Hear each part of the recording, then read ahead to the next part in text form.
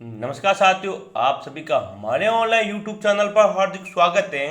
प्रिय विद्यार्थियों, आज बात करेंगे वर्तमान महावीर ओपन यूनिवर्सिटी के अंतर्गत जून एग्जाम 2023 की, जिसके अंतर्गत आज हम बीए फाइनल ईयर के इतिहास के पेपर के अंतर्गत बात करने वाले हैं।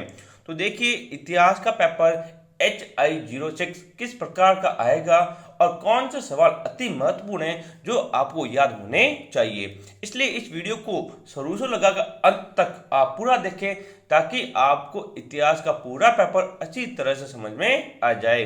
साथ ही आप हमारे चैनल पर नए हैं तो सबसे पहले हमारे चैनल को सब्सक्राइब करें, ताकि आपको बीए फाइनल ईयर के जितने भी पेपर होने वाले हैं वो सभी समय पर मिलते रहे। साथ ही इस वीडियो की पीडीएफ आपको हमारे Telegram channel NCERT GK with IK पर मिल जाएगी, जिसका लिंक नीचे दिया हुआ है। तो अभी हमारे टेलीग्राम चैनल को ज्वाइन करें। तो देखिए, आज का पेपर थे जिसका पेपर कोड है HI06। इसी प्रकार का पेपर आपके एग्जाम में आने वाला है। BA part 3 examination and final year का ये पेपर है। History of modern world, paper code है HI06। 3 घंटे का होगा और 70 नंबर का होने वाला है। देखिए, ए सेक्शन की बात करते हैं तो देखते हैं महत्वपूर्ण अति महत्वपूर्ण सवालों की। तो देखिए, यूरोप के 2 विचारकों के नाम लिखिए। ठीक है साथियों, समय कम है इसलिए हम उत्तर नहीं बता रहे, केवल सवालों की अति महत्वपूर्ण जो एग्जाम में आने वाले सवाल हैं उनकी बात हम करेंगे। दूसरा, फैक्ट्री व्यवस्था क्या है। साथियों, बहुत बार एग्जाम में सवाल आया हुआ ये कि फैक्ट्री व्यवस्था क्या है। थर्ड, मोनालिसा क्या है। मोनालिसा क्या है। फ्रांसीसी क्रांति के नारों को लिखिए। साथियों, इंपॉर्टेंट कर लो, फ्रांसीसी क्रांति। आगे, वाणिज्यवाद को परिभाषित कीजिए। छठा, कार्बोनरी का क्या उद्देश्य था। आगे, नाजी दल का संस्थापक कौन था। ठीक है साथियों, इस वीडियो को लाइक करें, ज़्यादा से ज़्यादा अपने मित्रों के साथ इस वीडियो को शेयर करें, ताकि वह भी अपनी तैयारी जान सके। आगे चलते हैं, बी सेक्शन की बात करते हैं। तो देखिए, वेरी वेरी इंपॉर्टेंट सवाल है दूसरा। ठीक है ना, पूर्ण जागरण के कारण बताइए। पूर्ण जागरण जो वर्ल्ड में हुआ था, तो पूर्ण जागरण किस प्रकार से हुआ था, उसके कारण क्या क्या थे वो आपको बताना है। तीसरा सवाल है, औद्योगिक क्रांति पर एक संक्षिप्त लेख लिखिए। साथियों, ये पढ़ के ही जाना औद्योगिक क्रांति क्या थी, इसके क्या परिणाम हुए, किस कारण से ये हुई थी, वो आप पूरा अच्छी तरह से पढ़कर जाएं। 94वां सवाल है, फ्रांसीसी क्रांति के महत्व को बताइए। तो मैंने पहले ही बता दिया है कि आपको फ्रांसीसी क्रांति हुई थी वो पूरी पढ़नी है। ठीक है ना, क्यों हुई थी, क्या कारण थे, इसके क्या परिणाम आए और महत्व। ठीक है ना, पक्का 100%, 99 नहीं 100% सवाल आने वाला है। ठीक है ना, ये तीनों। अगला, रूस जापान युद्ध पर एक संक्षिप्त टिप्पणी लिखिए। जर्मनी के एकीकरण की विभिन्न अवस्थाएं क्या थी। सातु, वेरी वेरी इंपॉर्टेंट है, जर्मनी का एकीकरण। अगला सवाल, पूर्ण जागरण के कारणों का वर्णन कीजिए। साथ ही वापस आ चुका है, 2 बार आया हुआ सवाल है ये। देखो, ये पहले क्या था, पूर्ण जागरण कारण बताइए, अब इसमें उन्हीं कारणों का क्या करना है, वर्णन। ठीक है, आगे 8वां सवाल है, बर्लिन कांग्रेस पर एक संक्षिप्त लेख लिखिए। अगला, राष्ट्रसंघ की असफलता के कारणों का मूल्यांकन कीजिए। अच्छी तरह से आप पढ़कर जाइए।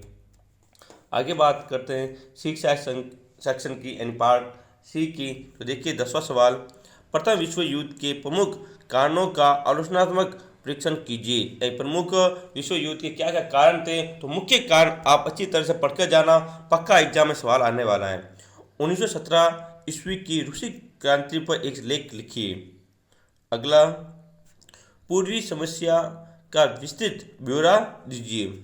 और 13वां सवाल है, यूरोप में धर्मसुधा आंदोलन का मूल्यांकन कीजिए कि यूरोप के अंतर्गत धर्मसुधा आंदोलन हुआ था वह किस प्रकार से हुआ था, क्या क्या उसकी मुख्य बातें थी, क्या कारण थे और उसका रिजल्ट एंड परिणाम क्या निकला, वह अच्छी तरह पढ़ के जाए। इंपॉर्टेंट सवाल है ये भी। ठीक है ना, आगे महत्वपूर्ण सवालों की बात करते हो। देखिए, मानवतावाद का पिता कौन है। मानवतावाद का पिता। ठीक है, दूसरा, जय स्वीट संगठन से आप क्या समझते हैं। साथियों, जो छोटे छोटे सवाल हम बता रहे हैं, इन सवालों से कोई सवाल बाहर जाने वाला नहीं, सभी सवाल इनमें से ही पूछे जाएंगे, इसलिए आप इनके उत्तर अच्छी तरह से याद करके जाएं, ठीक है। और हमारे चैनल को अभी तक आपने सब्सक्राइब नहीं किया तो सबसे पहले हमारे चैनल को सब्सक्राइब करें और हमारे टेलीग्राम चैनल को जरूर ज्वाइन करें। अगला सवाल देखिए, इंग्लैंड में कृषि क्रांति क्या थी? राष्ट्रवाद से आपका क्या आश्चर्य है? एंड राष्ट्रवाद की परिभाषा आपको यहाँ पर देनी है। पांचवा, थॉमस पेन कौन था? ठीक है, तो याद करके जाए। छठा, इंपॉर्टेंट कर लो, वेरी वेरी, कि अंटार्कटिक चार्टर चार्टर क्या था? ठीक है ना। अगला, राष्ट्रसंघ के चार स्थायी सदस्य कौन से थे? ये भी पढ़ के जाना कि राष्ट्र संघ के सदस्य, ठीक है ना, जो भी स्थायी और अस्थायी। अगले सवाल की बात करते हैं तो देखिए, कला के क्षेत्र में पुनर्जागरण की प्रगति का वर्णन कीजिए। नेपोलियन बोनापार्ट की महाद्वीपीय व्यवस्था की व्याख्या कीजिए। अगला, औद्योगिक क्रांति के परिणामों की विवेचना की। साथ तो मैंने अभी बोला औद्योगिक क्रांति, इसके कारण पढ़ के जाए और इसके परिणाम। पक्का सवाल आने वाला 100%, ठीक है ना, तो अच्छी तरह से ये पढ़ कर जाए, वेरी वेरी इंपॉर्टेंट है ये सवाल। आगे बात करते हैं। हाँ देखिए, अगला सवाल पांचवा, बिस्मार्कर की विदेशी नीति का विश्लेषण कीजिए। जापान के आधुनिकीकरण का वर्णन कीजिए। ठीक है। आगे, 1929 ईस्वी की महान मंदी के कारणों का परीक्षण कीजिए। फ्रांसीवाद की विचारधारा का परीक्षण कीजिए। आगे, द्वितीय विश्व युद्ध के परिणामों का मूल्यांकन कीजिए। साथियों, द्वितीय और प्रथम विश्व युद्ध, इसके परिणाम और कारण अच्छी तरह से पढ़कर जाना, ठीक है ना। द्वितीय और प्रथम दोनों विश्व युद्ध के, ठीक है ना, कि पक्का दोनों में से एक सवाल 100% आएगा, 99 101% ये सवाल आने वाले हैं। आगे बात करते हैं, यूरोप में धर्म सुधार आंदोलन पर लेख लिखिए। अभी मैंने बताया था कि ये सवाल वेरी वेरी इंपॉर्टेंट है, तो इसलिए यूरोप में धर्म सुधार आंदोलन किस प्रकार से हुआ था वह अच्छी तरह से पढ़कर जाए। अगला सवाल है, 1917 की रूसी क्रांति की प्रमुख घटनाओं का वर्णन कीजिए। ठीक है ना, ये भी 2 बार सवाल आ चुका है, इसलिए इसकी मुख्य मुख्य बातें आप अच्छी तरह से याद करें।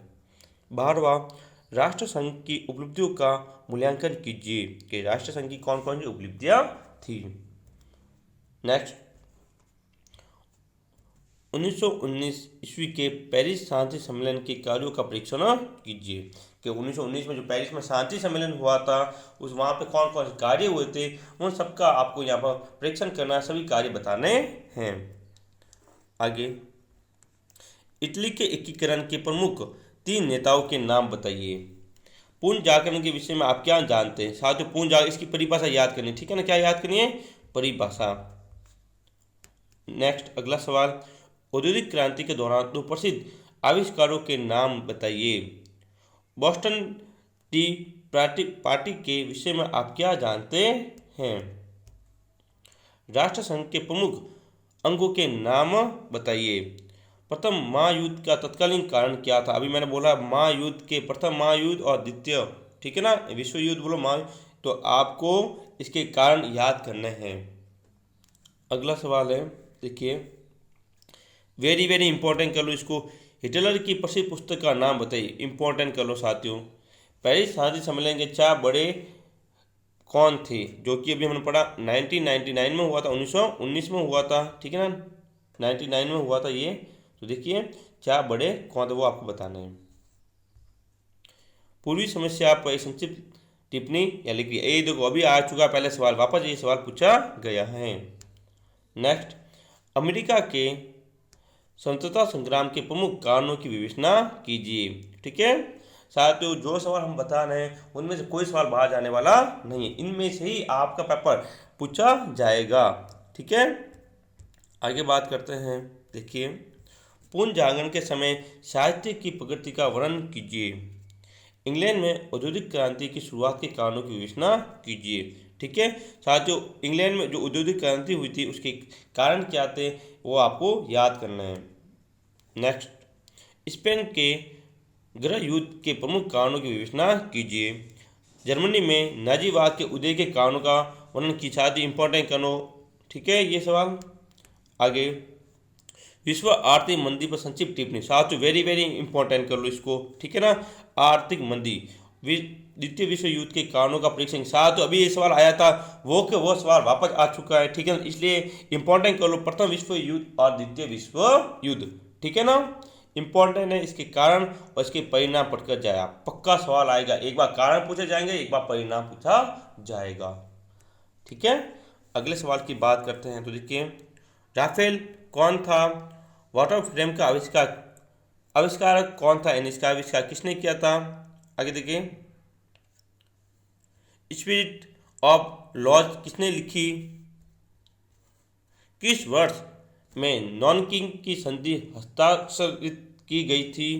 किसने कहा था बिना खून बहाए कोई जीवित नहीं? तो एस्टनमैन याद करके जाए कि किस व्यक्ति द्वारा कहा गया था बिना खून बहाए कोई जीवन नहीं।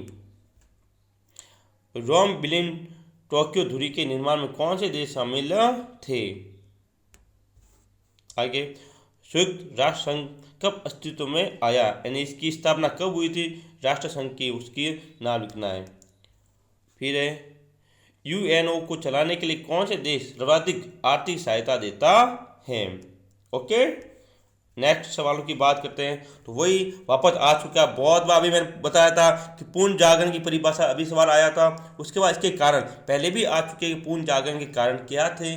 तो वही आपको मैंने बार बार कहा है कि पूर्ण जागरण अच्छी तरह से आप पढ़कर जाए, इंपॉर्टेंट, वेरी वेरी इंपॉर्टेंट है, ठीक है ना। आगे, हाँ देख लो, आ चुका है ना। औद्योगिक क्रांति के प्रमुख कारणों की विवेचना कीजिए। बहुत बार 3 से 4 बार सवाल एग्जाम में पूछा गया, इसलिए इंपॉर्टेंट है। नेपोलियन के कानून, नागरिक कानून पर एक लेख लिखिए, ठीक है ना, ये अच्छी तरह से पढ़ के जाए नेपोलियन को, ठीक है। एक नेपोलियन, एक हिटलर, दो अच्छी तरह से आप पढ़ के जाए, ठीक है। मैजनी पर एक विस्तृत लेख लिखिए। जर्मनी के एकीकरण में बिस्मार्क के योगदान का विश्लेषण कीजिए। आप मैंने बोला है कि जर्मनी का एकीकरण आप अच्छी तरह से पढ़ के जाए, किन किन ने इसमें भागीदारी दी थी वह आप अच्छी तरह याद कर जाएं। अंतिम सवाल देखिए, प्रथम विश्व युद्ध के सामाजिक परिणामों के बारे में बताइए। बोला था मैंने, प्रथम विश्व युद्ध के कारण और परिणाम दोनों अच्छी तरह से याद करके जाएं, पक्का सवाल आएगा। तो ये सवाल उसी में से आया हुआ है। विल्सन के 14 सिद्धांतों की विवेचना कीजिए कि विल्सन ने कुल 14 सिद्धांत दिए थे, वह सिद्धांत कौन कौन से थे वो आपको बताना है। साथियों अभी तक आपने हमारे चैनल को सब्सक्राइब नहीं किया तो सबसे पहले हमारे चैनल को सब्सक्राइब करें और इस वीडियो को ज़्यादा से ज़्यादा लाइक करें और इस वीडियो को शेयर करें। अपने जितने भी ग्रुप है आपके व्हाट्सएप पे, टेलीग्राम पे, जो भी आप यूज करते हैं वो सभी पर इस वीडियो को शेयर करें, ठीक है। अंतिम सवाल है, एडोल्फ हिटलर की गृह नीति का परीक्षण की। साथ 2 बार आया हुआ है हिटलर की गृह नीति, तो इंपॉर्टेंट सवाल है ये कि हिटलर की गृह नीति क्या थी वो आपको याद करनी है, ठीक है ना। तो ये था अपने HI06 का पेपर जो कि 28 तारीख को आपके होने वाला है। तो साथ ही इस वीडियो की PDF आपको हमारे Telegram channel NCERT GK with IK जिसका लिंक नीचे दिया हुआ वहाँ पर आपको मिल जाएगी। तो अभी हमारे ज्वाइन करें, साथ ही हमारे चैनल को सब्सक्राइब करें। अभी हमारे AK होने में मात्र कुछ ही सब्सक्राइबर बाकी है, तो आज ही आप हमें सहयोग करें ताकि हमारा 1000 सब्सक्राइबर आज पूरे हो जाए। धन्यवाद। जय भारत, जय हिंद।